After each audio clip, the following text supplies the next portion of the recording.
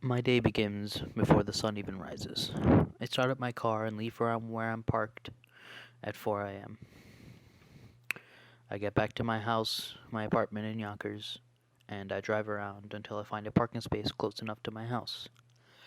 Sometimes I'll wait there for my sisters, but today I've got a job interview, so I go inside, take a shower, get dressed. I live in this apartment with my mother and three sisters. It isn't the largest, but it has enough room to house us comfortably. After I get ready, I take my sisters, drop them off to school.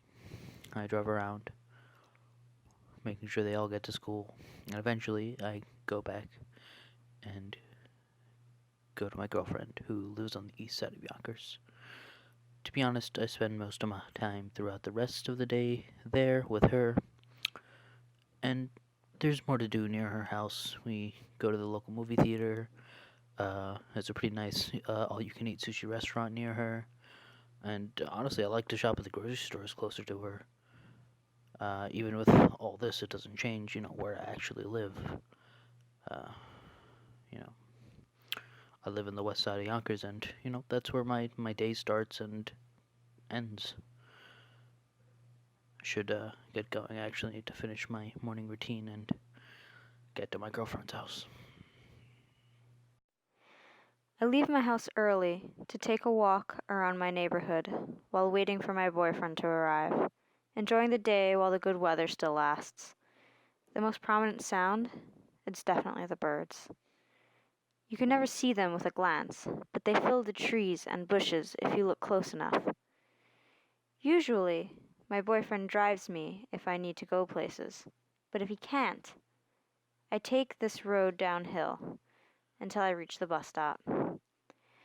The neighborhood is lush and it is beautiful. Neighbors on the same street know each other. My own neighbor has lived on our block his whole life. It feels as if everything on this hill moves slower than the main street below. It's surreal. I never realized that Yonkers had more than just suburban streets like this. Before this class, I hadn't really explored Yonkers. Unlike my fantastic neighbor, I'd only recently moved to Yonkers a year ago. When I first rode the bus through Getty Square was when I realized that Yonkers had an urban center. Crossing over to the other half of Yonkers always feels abrupt to me. There's very little transitional area. It feels as if Yonkers goes from suburban to urban in a second. Honestly, I feel like there's still much for me to learn about Yonkers, and I know I'll learn more while I continue to live here. It is a place I don't plan on leaving anytime soon, if I can help it.